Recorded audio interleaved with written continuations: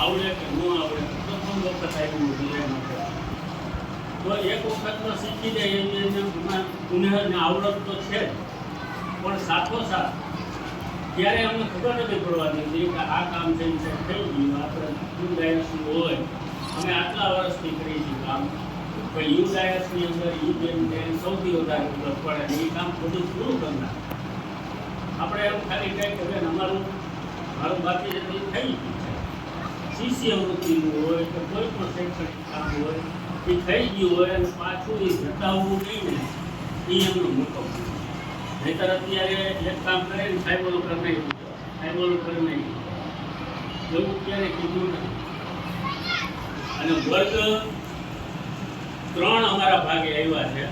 બે બેન ઓલરેડી રજામાં છે, પણ એ બેને ત્યારે કોઈને જતાવ્યા વગર હું બધું કામ કરું એવું કોઈને ધ્યાને લઈ આવ્યા વગર પોતાની રીતે એ 3 રૂમને સંચાલિત કરતા હોય. આ કોઈનાથી ધ્યાન બહાર જતું નથી, ભલે અમે ઓફિસમાં બેઠા હોય પણ એ અમને ધ્યાન જ છે. અને એ તમારો એહસાન છે શાળા ઉપર. એક તો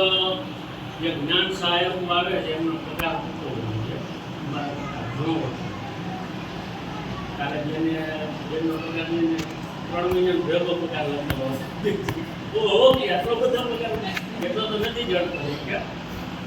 પણ તમે ટૂંકા પગારની અંદર જે આ